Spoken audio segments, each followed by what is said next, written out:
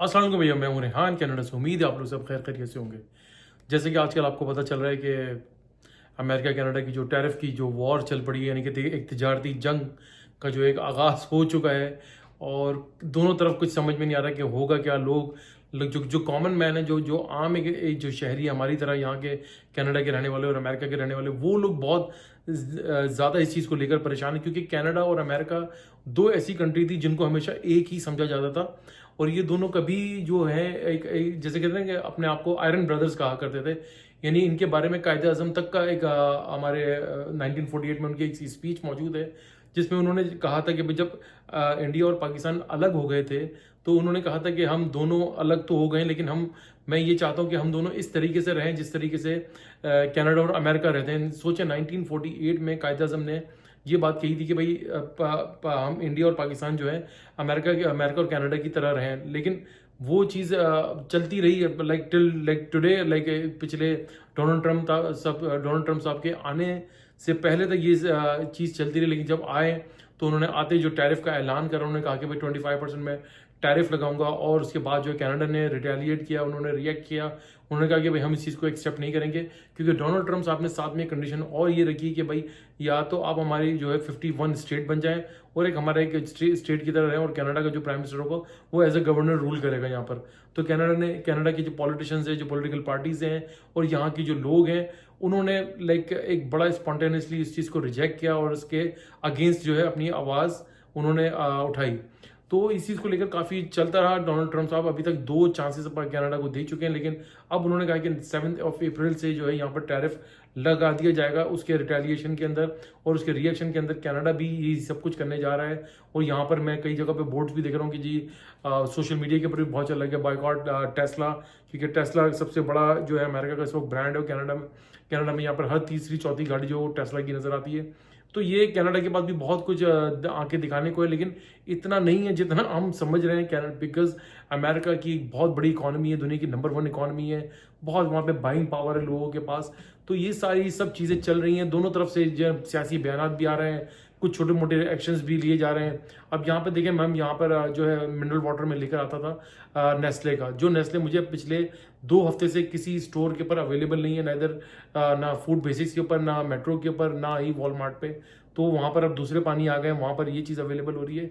तो ये सब चीज़ों को लेकर काफ़ी लोग परेशानी में है, क्योंकि मेन ग्रोसरी के आइटम्स बहुत महंगे हो जाएंगे, बहुत सारी चीज़ें जो है वो एक्सपेंसिव हो जाएंगी, आपकी पहुँच से और आपकी बर्दाश्त से बाहर हो जाएंगी। आई डोंट नो आगे क्या होगा, लेकिन ये एक बड़ी ख़तरनाक सिचुएशन और सूरत हाल जो है इन दोनों कंट्रीज़ के दरमियान डेवलप होती जा रही है। और डोनाल्ड ट्रम्प साहब भी पीछे हटने को तैयार नहीं है, कैनेडियन गवर्नमेंट भी पीछे हटने को तैयार नहीं है। लेकिन मुझे ऐसा लगता है कि कहीं ना कहीं कोई ना कोई बीच का एक मिडिल रास्ता निकलेगा, और ये दोनों कंट्रीज़ और दोनों हेड ऑफ द स्टेट और लीडर्स आपस में बैठेंगे और कोई दूसरा रास्ता निकालेंगे। लेकिन साथ में हो ये रहा है कि अमेरिका जो है वो कैनेडियंस के लिए अप्रैल 11 से जो है वो नया एक कानून ला रहा है, जो कि यहाँ पर कैनेडियंस के ऊपर इम्प्लीमेंट किया जाएगा। जैसे वो कानून ये होगा कि जैसे अब जब आप यहाँ से अमेरिका जाते हैं तो आपका बस से आपने पासपोर्ट दिखाना होता है, कोई आपको वीज़े वगैरह की ज़रूरत नहीं होती, क्योंकि बॉर्डर्स वगैरह सब मिले हुए, सब ओपन होते हैं यहाँ पर, कोई इतना कोई रोक टोक नहीं होती, और वहाँ जाते हैं लोग, रहते हैं, अपने आराम से आ जाते हैं। तो लेकिन अमेरिका जो एक नया कानून लेकर आ रहा है अप्रैल 11 से, वो उस कानून का मकसद ये होगा कि जो अगर आप लेट सपोज मैं कनाडा से अमेरिका जाता हूँ, वो मुझे 1 महीने तक अगर मैं वहाँ कंटिन्यू रुकता हूँ और 1 महीने के बाद मेरा प्लान होता है रुकने का, तो मुझे वहाँ पर एक कंसर्न और स्टेट डिपार्टमेंट में जाके अपने आप को रजिस्टर कराना पड़ेगा, और साथ में मुझे अपने बायोमेट्रिक्स और फिंगरप्रिंट्स देने पड़ेंगे, और मुझे अपनी रीज़न बतानी पड़ेगी कि मैं क्यों रुक रहा हूँ। ये बहुत ही खतरनाक और एक अलार्मिंग बात है जो कि कैनेडियंस के लिए साथ होने जा रही है, क्योंकि कनाडा और अमेरिकन ने कभी सोचा भी नहीं था कि हम लोग आज ये दिन भी आ जाएंगे कि भाई अपने आप को, अपनी आइडेंटिटी और अपनी सिक्योरिटी और अपने फिंगरप्रिंट्स और अपने बायोमेट्रिक्स एक दूसरे को दिखाने पड़ जाएंगे। आप देखें इसके उसके रिटेलिएशन के अंदर कैनेडियन गवर्नमेंट क्या करती है। लेकिन फिलहाल अभी ये कि अमेरिका ये करने जा रहा है, और इसका सबसे बड़ा नुकसान जो है यहाँ पर तकरीबन 9 लाख कैनेडियंस को होगा, जो कि स्नोबर्ड्स कहलाते हैं, जो सर्दियाँ कनाडा की सर्दियों से बचकर वो अमेरिका के यानी कि नॉर्दर्न लाइक इधर आपके ह्यूस्टन और जहाँ गर्म इलाके हैं उन एरियाज जो गर्म स्टेट्स हैं, जो उन एरियाज के अंदर जाकर वो रुकते हैं, अपना टाइम गुजारते हैं, उनकी प्रॉपर्टीज़ हैं, अपना बिजनेस वगैरह भी करते हैं और अपने कॉटेजेस वगैरह भी लिए हुए हैं। तो उनके लिए ये बड़ी ख़तरनाक बात है कि हम तो अगर जाएँ भी तो 4-5 दिन, मैक्सिमम 10-15 दिन से ज़्यादा नहीं रहते। लेकिन 9 लाख जो लोग हैं वो तकरीबन उनके लिए ज़्यादा एक परेशानीकुन बात होगी, और ये स्टेट लेवल के ऊपर आई थिंक इसको अब सीरियस लिया जाएगा, क्योंकि ये बात अब बहुत सीरियस होने जा रही है। ये अप्रैल 11 से अमेरिका जो है ये एक नया कानून नाफिजुल अमल करने वाला है, इम्प्लीमेंट हो जाएगा, और ये देखते हैं आगे जाकर क्या होता है।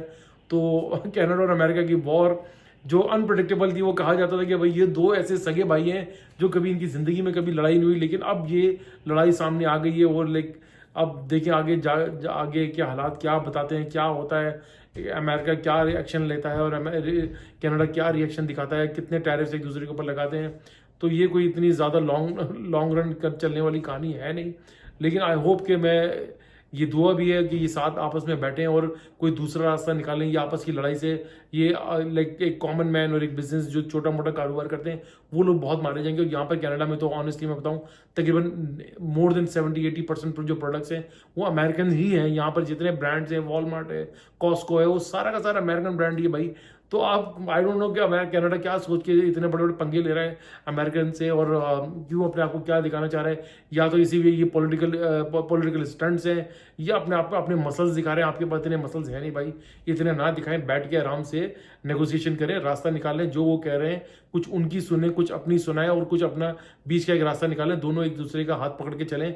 हम कनाडा में इकोनॉमी वाइज कनाडा अमेरिका से छोटे हैं, बहुत छोटे हैं, और अमेरिका दुनिया को रूल करता है। उनका जो प्रेसिडेंट होता है वो एक वर्ल्ड का प्रेसिडेंट कहलाता है, वर्ल्ड लीडर कहलाता है। उसका एक एक वर्ड जो है नाप तोल कर वो बड़ा सीरियसली पूरी दुनिया सुनती है और लेती है। कनाडा को भी इसी तरीके से लेना चाहिए। ये डोनाल्ड अब जस्टिन ट्रूडो साहब तो चले गए, मार्क कार्नी साहब आए, अभी तक उन्होंने कोई ऐसी स्टेटमेंट दी नहीं है। लेकिन डकफोर्ड साहब यहाँ पे जो कनाडा ऑन्टेरियो के प्रीमियर हैं, वो बड़े सख्त किस्म के स्टेटमेंट दे रहे हैं। वो कह रहे हैं मैं बिजली बंद कर दूंगा, फलाना कर दूंगा, ये कर दूंगा। लेकिन देखिए भाई अब आगे क्या होता है। Hope for the best. बहरहाल अप्रैल 11 से ये कानून जो है नाफिजुल अमल और यानी कि इम्प्लीमेंट होने जा रहा है, और कैनेडियंस के लिए ये बहुत बड़ी खतरे की घंटी है। देखिए होप फॉर द बेस्ट, आगे क्या होता है, और अच्छे के लिए दुआ करते हैं इंशाल्लाह ताला। अब वीडियो अच्छी लगी तो भैया लाइक करें, सब्सक्राइब करें, बेल आइकन का बटन जरूर दबाइएगा, शेयर करना ना भूलिएगा। दुआ दीजिए, दुआ लीजिए, दुआ में बड़ी ताकत है। सदका खैरात चैरिटी करते रहा कीजिए, ये बड़ी बड़ी परेशानियों और आफात से बचाती है। इंशाल्लाह ताला नेक्स्ट व्लॉग में फिर हाजिर होंगे, तब तक के लिए अल्लाह हाफिज़।